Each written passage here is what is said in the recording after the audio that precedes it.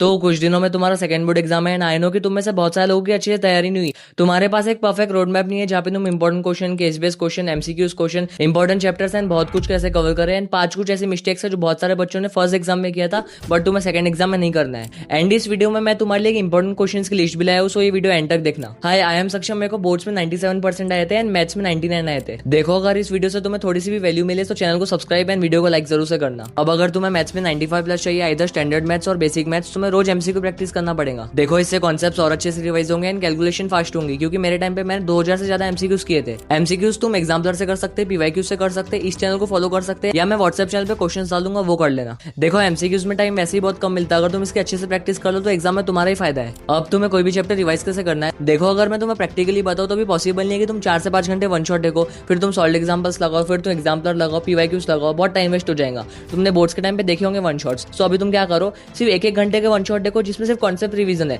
अगर मेरे पास टाइम नहीं रहता तो मैं उशंक सर के ये वन शॉट देखता जिसमें सर सिर्फ कॉन्सेप्ट रिवीजन कराते, उसके बाद तुम्हें बस एनसीईआरटी के सॉल्व एग्जांपल्स करना है। बहुत सारे बच्चे सॉल्व एग्जांपल करते नहीं एंड वहां से बहुत सारे क्वेश्चंस आते हैं एंड जितने भी एनसीईआरटी एक्सरसाइज के क्वेश्चंस है उनको तुम बस ओवरलुक कर लेना। देखो, अगर तुम्हें और क्वेश्चन प्रैक्टिस करना है तो एग्जाम्पलर ऑनलाइन अवेलेबल है, तुम उसको अच्छे से कर लो एंड उसमें बहुत सारे आउट ऑफ सिलेबस क्वेश्चन है, उनको छोड़ देना। बाकी जितने भी क्वेश्चन है सब इंपॉर्टेंट है, बहुत सारे रिपीट करते हैं, बस इस साल रिपीट नहीं हुए थे, बाकी हर साल एग्जाम्पलर के क्वेश्चन रिपीट करते हैं। एंड कॉम्पिटेंसी बेस्ड पीडीएफ में बहुत सारे हार्ड क्वेश्चन है, तो मैं तुम्हारे लिए हर एक चैप्टर के कुछ सिलेक्टेड क्वेश्चन लाया हो, तुम बस ये कर लो फिलहाल, एंड अगर टाइम मिला तो बाकी क्वेश्चंस कर लेना। अब देखो, फर्स्ट चैप्टर के बाजू में कुछ क्वेश्चंस लिखे हैं, फर्स्ट सेकंड, तो वो वाले क्वेश्चंस कर लो, एक या दो ही क्वेश्चन है हर एक चैप्टर से, वो हो गए। उसके बाद अगर टाइम मिला या तुम्हें अगर इजी लग रहा है बाकी क्वेश्चंस तो वो कर लेना। अब तुम्हें आज से रोज हर एक चैप्टर का मैक्सिमम 1 या 2 घंटे का वन शॉट देखना है जिसमें सिर्फ कॉन्सेप्ट क्लैरिटी हो, फिर 1 घंटे में सॉल्व एग्जांपल्स करना है, 2 घंटे लगा के एग्जाम्पलर कर लेना है। एंड अगर इसके बाद भी टाइम बचा तो मैं ई बुक दे दूंगा व्हाट्सएप चैनल पे, उसको जाकर सॉल्व कर लेना। एंड रात में सोने से पहले रोज 20 या 30 एमसीक्यू प्रैक्टिस कर लो। फर्स्ट बोर्ड एग्जाम में जो पेपर आया था, स्टैंडर्ड हो या बेसिक, इसमें जो भी हार्ड लेवल के क्वेश्चन थे,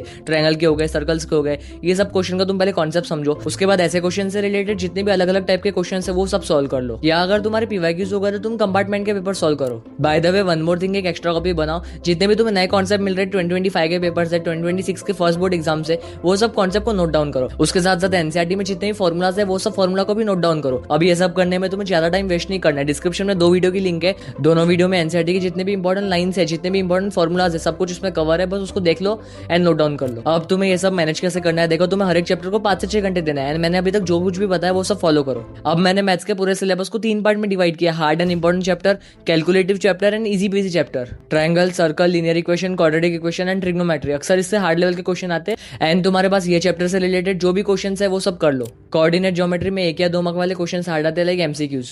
and linear and quadratic equation में तुम्हें जितने टाइप के वर्ड प्रॉब्लम मिल रहे हैं, like down stream, up stream वाले या टैप वाले क्वेश्चन, वो सब टाइप के क्वेश्चन मैंने ई बुक में दिया, तुम प्रैक्टिस कर सकते हो। ये करने के बाद तुम surface area, volume, area related to circle, applications of trigonometry and statistics chapter करो, फिर real number, polynomial and probability.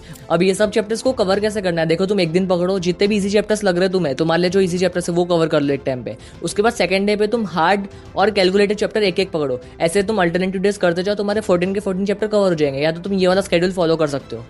अब ये पार्ट स्किप मत करना, क्योंकि मैं तुम्हें 5 मिस्टेक्स बताऊंगा जो तुम्हें नहीं करना सेकंड बोर्ड एग्जाम में। क्वेश्चन प्रैक्टिस करते समय बस क्वेश्चन को स्कैन मत करो, तुम एटलीस्ट हर एक क्वेश्चन के कुछ ना कुछ रफ में स्टेप्स लिखो, क्योंकि पता जब हम एग्जाम में लिखने जाते हैं वो याद ही नहीं आता। सेकंड, आजकल बोर्ड्स अपने क्वेश्चन लेवल हाई रख रहा, कभी प्रैक्टिकल क्वेश्चन, कभी लॉजिकल क्वेश्चन, तुम्हें कंफ्यूज करने के लिए कभी कभी सेंटीमीटर को मीटर दे देगा या रेडियस की जगह डायमीटर दे देगा। तो तुम्हें क्वेश्चन बरोबर पढ़ना है, कम से कम 2 बार क्वेश्चन पढ़ना, तभी तभी आंसर लिखना, एंड जब आंसर लिखोगे तभी तभी चेक भी करना उसको। थर्ड, स्टूडेंट्स को लगता है कि केस बेस्ड क्वेश्चन ईजी आते हैं इसलिए वो स्टार्टिंग से प्रैक्टिस ही नहीं करते, बट फर्स्ट बोर्ड एग्जाम में हार्ड आए थे एंड तुम ये चैप्टर्स के केस बेस्ड क्वेश्चन अच्छे से कर लो। फोर्थ, कभी कभी क्वेश्चंस इंटर रिलेटेड रहते हैं, मतलब अगर तुम एक स्टेप गलत करोगे बाकी सभी स्टेप गलत हो जाएंगे, तो तुम स्टेप वाइज मार्किंग के चक्कर में मत पड़ो, जैसे तुम क्वेश्चन सॉल्व कर लिया उसके बाद उसको चेक भी करो।